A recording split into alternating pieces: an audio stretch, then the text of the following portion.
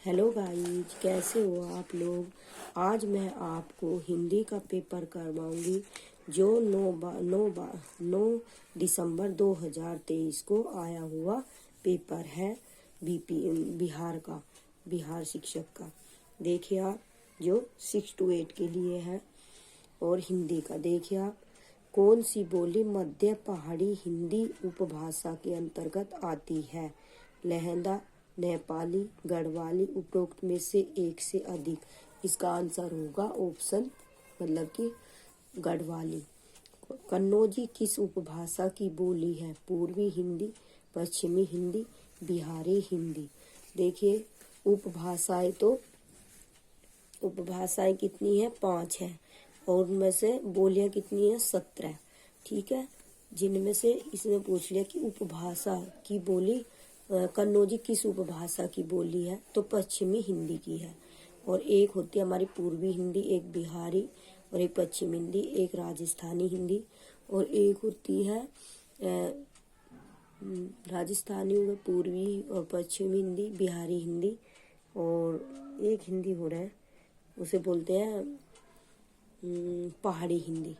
ठीक है, तो 5 उपभाषाएं होती हैं और बोलियां हैं भारत में कितनी, वे 17।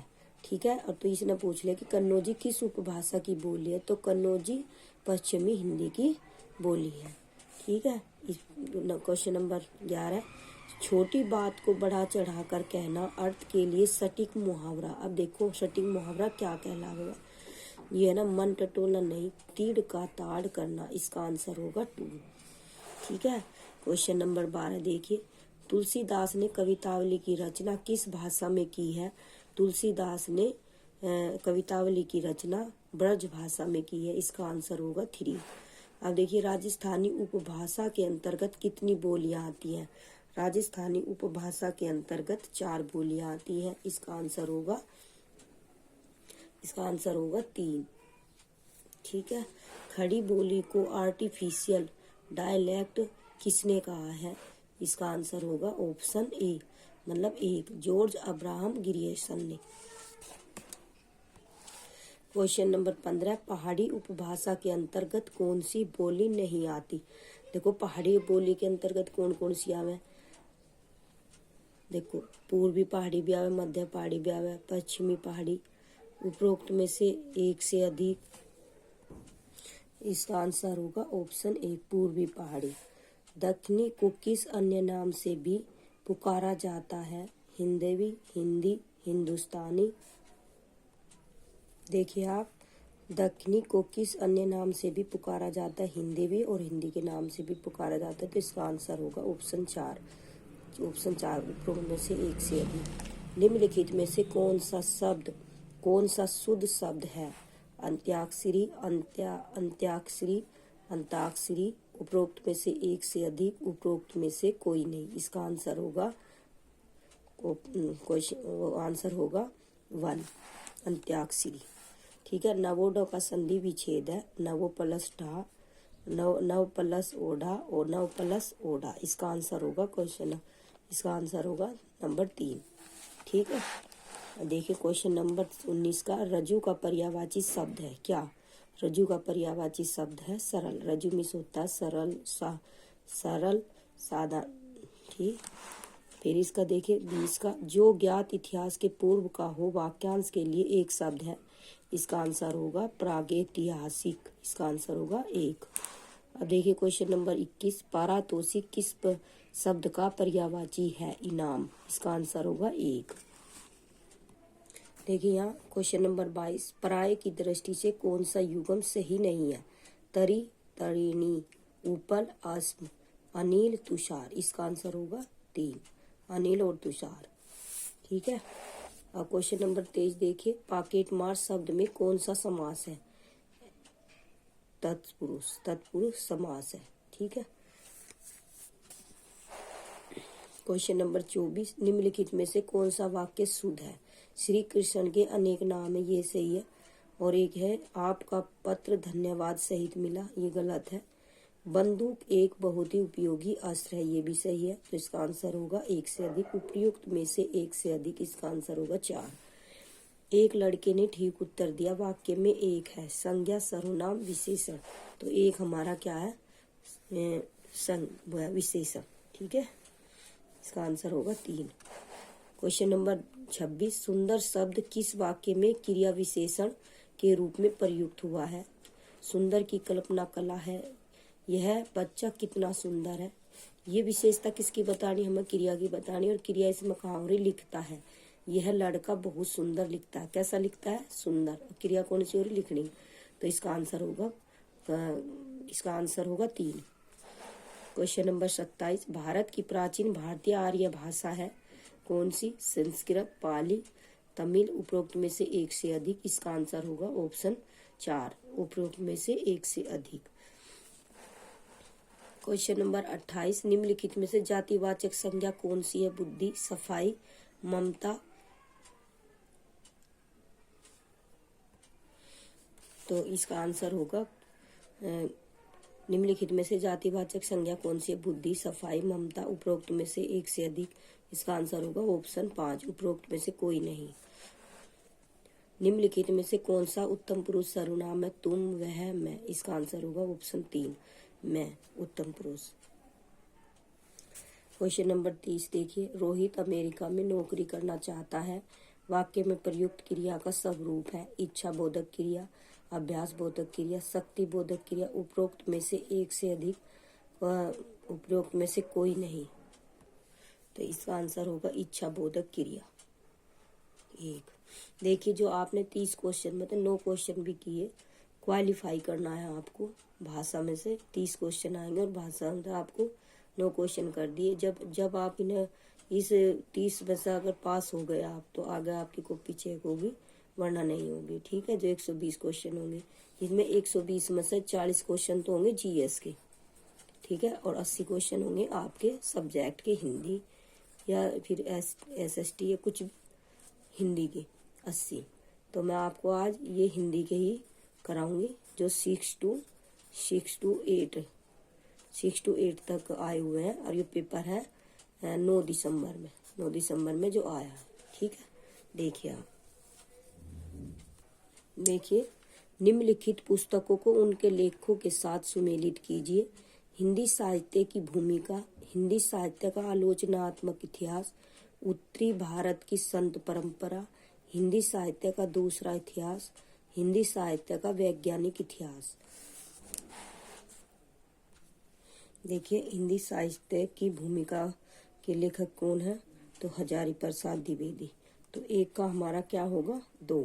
ये बस में देखो 2, 1 का 2, देखो 1 में 1, 2 में 2 और 3 में 3। तो इसका आंसर हम इससे भी पहचान लेंगे कि 1 का हमारा जो हिंदी साहित्य की भूमिका का कौन सा है, हजारी प्रसाद द्विवेदी। इससे पहचान ले तो इसका आंसर जो होगा ना हमारा क्या होगा, 2 होगा, 2। ठीक है, तो अब देखो परसों ये होगा हिंदी साहित्य का आलोचनात्मक इतिहास किसने लिखा। फिर 4, राम कुमार वर्मा ने। हिंदी साहित्य का आलोचनात्मक इतिहास किसने लिखा, राम कुमार वर्मा ने। उत्तरी भारत की संत परंपरा किसने लिखी, ये 1, इसका नाम परशुराम चतुर्वेदी ने। और हिंदी साहित्य का दूसरा इतिहास किसने लिखा, 3, ये इसने बच्चन सिंह ने। और हिंदी साहित्य का वैज्ञानिक इतिहास किसने लिखा, 5 देखिए गणपति चंद्रगुप्त ने। तो इसका आंसर होगा 2। ठीक है, इसका आंसर होगा ऑप्शन 3, डॉक्टर जॉर्ज गिरियर्सन ने। तो देखिए यहाँ क्वेश्चन नंबर 73, विद्यापति की पदावली में वर्णित मुख्य विषय है। राजनीतिक द्वंद, वैसंधि, पुरुष परीक्षा, अनमेल विवाह, बाल विवाह। इसका आंसर होगा केवल 2 और 1 और 2, ऑप्शन 1। क्वेश्चन नंबर 74, निम्नलिखित में से किस भाषा का विकास ब्राह्मण अपभ्रंश से हुआ है। तो मराठी का, बिहारी हिंदी का, सिंधी का। उपरोक्त में से एक से अधिक, इसका आंसर होगा सिंधी, ऑप्शन 3। अब देखिए, विद्वानों द्वारा रीति काल के नामकरण से संबंधित कौन सा सत्य नहीं है। इसमें देखो सत्य नहीं है। क्वेश्चन आपको दोस्तों मतलब ध्यान से पढ़ना है। अगर एक बार नहीं समझ में आता तो 2 बार पढ़ना है। क्वेश्चन पर ही फोकस करना। रीति काल आचार्य रामचंद्र शुक्ल और अलंकृत मिश्र बंधु ने, श्रृंगार काल विश्वनाथ प्रसाद मिश्र ने, उपरोक्त में से एक से अधिक, उपयुक्त में से कोई नहीं। इसका आंसर होगा 5, उपयुक्त में से कोई नहीं। गोरखनाथ की रचनाओं को सांप्रदायिक कहकर साहित्य से बहिष्कृत करने वाले विद्वान कौन से हैं? गोरखनाथ की रचनाओं को सांप्रदायिक कहकर साहित्य का बहिष्कृत करने वाले विद्वान कौन है? तो वे आचार्य रामचंद्र शुक्ल हैं। इसका आंसर होगा 1। हिंदी साहित्य में छंदों का बादशाह तथा छपों का राजा किसे कहा जाता था? तो नरपति नाला को नहीं, अमीर खुसरो को, दलपति विजय को, उपरोक्त में से एक से अधिक। इसका आंसर होगा उपयुक्त में से कोई नहीं, ऑप्शन 5। ठीक है, क्योंकि वे चंचल थे। अब देखिए, संत काव्यधारा में सबसे शिक्षित संत कौन थे? तो इसका आंसर होगा कबीर या रैदास या सुंदर। इसका आंसर होगा ऑप्शन 3, सुंदरदास। तो रासो शब्द की उत्पत्ति रसायन से किसने मानी है? रामचंद्र शुक्ल ने, गारसा देतासी ने, हजारी प्रसाद द्विवेदी ने, उपरोक्त में से एक से अधिक, उपरोक्त में से कोई नहीं। इसका आंसर होगा रामचंद्र शुक्ल जी ने। क्वेश्चन नंबर 80, प्रकाशन वर्ष के अनुसार सूर्यकांत त्रिपाठी निराला की निम्नलिखित रचनाओं का सही अनुक्रम है? अर्चना, आराधना, अणिमा, गीतिका। देखो, सबसे पहले गीतिका होगी जो 36 में, ये जो 43 में, 1836, 1843, 1850, 1850 में है, और आराधना है 1853 में। तो अब देखिए, गीतिका सबसे पहले तो गीतिका ये रही, फिर अणिमा, फिर अर्चना, फिर आराधना। तो इसका आंसर होगा 3, गीतिका, अणिमा, अर्चना और आराधना। ठीक है, देखिए आप, ये पैसेज है 81 से 85 तक क्वेश्चन है इसमें, और आप इस पैसेज को अच्छे से पढ़ना। एक बार नहीं 2 बार पढ़ना, पर पढ़ना अच्छे से, तभी आपको इसका आंसर दे पाओगे। देखो, निम्नलिखित गद्यांश को ध्यानपूर्वक पढ़िए तथा पूछे गए प्रश्नों के सही विकल्प चुनकर उत्तर पत्रक में अंकित कीजिए। आचरण की सभ्यता में भाषा सदा मौन रहती है। इस भाषा का निघटू धवल पत्रों वाला है। सभ्यता चरण प्रखर नाद करता हुआ भी सुर के भीतर है। मृदु वचन की मिठास में आचरण की सभ्यता मौन रूप से घुली है। नम्रता, दया, प्रेम और उदारता भी आचरण की भाषा है। मनुष्य के जीवन पर इस मौन व्याख्यान का प्रभाव क्षणिक अथवा सवलप जीव नहीं अपितु सनातन होता है। बर्फ का दुपट्टा बांधे हिमालय इस समय तो अति सुंदर मालूम होता है, परंतु प्रकृति ने अगणित शताब्दियों के परिश्रम से रेत का एक एक कण समुद्र में डूबो कर इस हिमालय के दर्शन कराए हैं। आचरण भी हिमालय की तरह ऊंचे कलश वाला मंदिर है। यह वह आम का पेड़ नहीं जिसे जादूगर क्षण भर में हथेली पर जमा दे। इसके बनने में अनंत काल लगा है। पृथ्वी बन गई, सूर्य बन गया, नील पिंगल संध्या बन गई, तारागण आकाश में दौड़ने लगे, परंतु अभी तक आचरण के सुंदर रूप से पूर्ण दर्शन नहीं हुए। कहीं कहीं उसकी छटा अवश्य दिखाई देती है। गद्यांश का सर्वाधिक उपयुक्त शीर्षक है क्या? आचरण की सभ्यता, सभ्यता की भाषा, सभ्यता का रोग, उपरोक्त में से एक से अधिक, उपरोक्त में से कोई नहीं। इसका आंसर होगा आचरण। देखिए, इसमें पैसेज में ये रहा, देखिए आप, आचरण की सभ्यता। इसका आंसर होगा आचरण की सभ्यता। तो पहला ही होगा इसका आंसर, ऑप्शन 1, आचरण की सभ्यता। देखिए आप, क्वेश्चन नंबर 82, सभ्यता चरण प्रखर नाद करता हुआ भी मौन है। इस वाक्य में प्रखर शब्द है। प्रखर क्या है? एक विशेषता बता रहा किसी चीज की, मतलब कि प्रखर माने बुद्धि। बुद्धिमान। देखो संज्ञा की विशेषता, सर्वनाम की विशेषता, विशेषण की, तो इसका आंसर होगा विशेषण। प्रखर क्या है? विशेषण। ठीक है, इसका फिर देखो क्वेश्चन नंबर 83। निघटु। निघटु शब्द का अर्थ है बहुभाषा कोश, पर्यायवाची कोश, द्विभाषा कोश, उपरोक्त में से एक से अधिक, उपरोक्त में से कोई नहीं, तो इसका आंसर होगा 2, पर्यायवाची कोश। निघटु शब्द का अर्थ है पर्यायवाची कोश। क्वेश्चन नंबर 84 देखिए, किससे बनने में अनंत काल लगा है? सूर्य बनने में, हिमालय बनने में, आचरण बनने में अनंत काल लगा है। इसका आंसर होगा 3। अब देखिए, नम्रता, दया, प्रेम और उदारता भी आचरण की भाषा है। इस वाक्य में नम्रता शब्द है संज्ञा, अव्यय, क्रिया विशेषण, नम्रता। तो नम्रता क्या है? देखिए आप, नम्रता, दया, प्रेम और उदारता भी आचरण की भाषा। इस वाक्य में नम्रता शब्द है संज्ञा। इसका आंसर होगा 1। उड्डयन का संधि विच्छेद होगा क्या? 1 उड प्लस डयन, उत प्लस डयन, उत प्लस अयन। इसका आंसर होगा, तो इसका आंसर होगा उत प्लस डयन, ऑप्शन 2। ठीक है,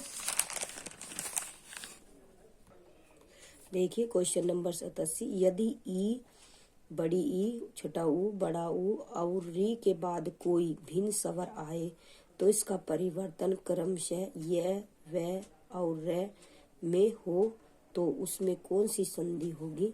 इसमें यण स्वर संधि होगी, गुण स्वर संधि होगी, वृद्धि स्वर संधि होगी, उपरोक्त में से एक से अधिक।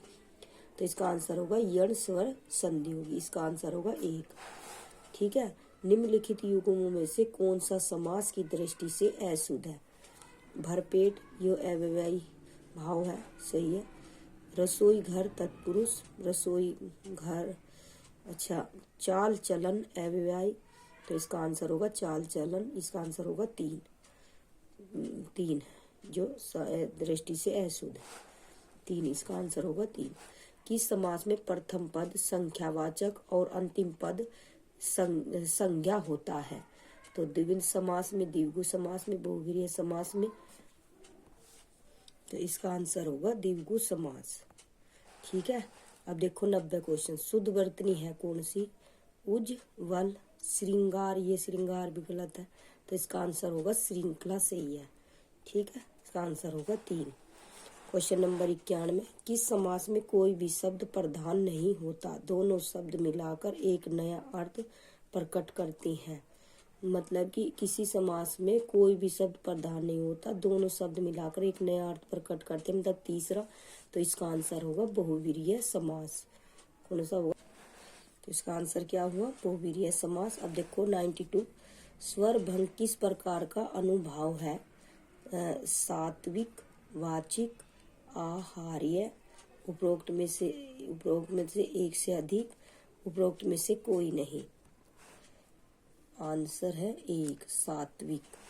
अब देखो 93। प्रारब्ध का विलोम शब्द है निरब, अप्रारब्ध, अनारब्ध, उपरोक्त में से एक से अधिक, उपरोक्त में। इसका आंसर होगा 1, निरब्ध। निरब्ध, सॉरी 93 का होगा, प्रारब्ध है ना, तो इसका आंसर होगा अनारब्ध, 3।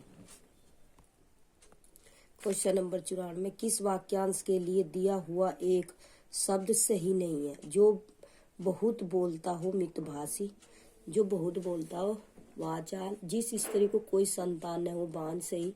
कर्म के अनुसार यथा कर्म, सही। इसका आंसर होगा 1। जो बहुत कम बोलता हो उसे हम क्या बोलते हैं? जो बहुत कम बोलता है उसे बोलते हैं हम वाचाल, लेकिन ये मितभाषी ले गया, ये गलत है। इसका आंसर होगा 1। अब देखिए 95 का। किस समाज की सभ्यता का मूल्यांकन स्त्रियों के प्रति पुरुषों रिक्त स्थान को देखकर किया जा सकता है? वाक्य में रिक्त स्थान के लिए उपयुक्त शब्द है चरित्र, स्वभाव, आचरण। तो इसका आंसर होगा आचरण। किसी समाज की सभ्यता का मूल्यांकन स्त्रियों के प्रति पुरुषों के आचरण को देखकर किया जा सकता है, तो इसका आंसर होगा 3। Question number 96। निम्नलिखित में से कौन सा गलत सुमेलित है। 9 2 11 होना, भाग जाना सही है। नजर पर चढ़ना, आंख बचाना, ये गलत है। इसने कहा गलत सुमेलित है, तो इसका आंसर होगा कितना 2। इसका 95 का नजर पर चढ़ जाना, आंख बचाना, नजर करना, भेंट करना, तो इसका आंसर क्या होगा 2। नजर पर चढ़ना, आंख बचाना, 2 होगा इसका। अब देखो 97 निम्नलिखित में से मात्रिक छंद किस विकल्प में है। अब देखिए मात्रिक छंद किस विकल्प। 97 का दोहा, चौपाई, सोरठा, इसका आंसर होगा 1। दोहा, चौपाई और सोरठा में मात्रिक छंद विकल्प है। अब क्वेश्चन नंबर 98 बड़ा हुआ तो, देखो 98 का बड़ा हुआ तो क्या हुआ, जैसे पेड़ खजूर, पंथी को छाया, छाया नहीं फल लागे अति दूर। इसमें किस छंद का उदाहरण है। ठीक 98 का कितना होगा 98 का 3, इसका आंसर होगा 3। बड़ा हुआ तो क्या हुआ, जैसे पेड़ खजूर, पंथी को छाया नहीं फल लागे अति दूर। 1 3 4 3 4 6 7 8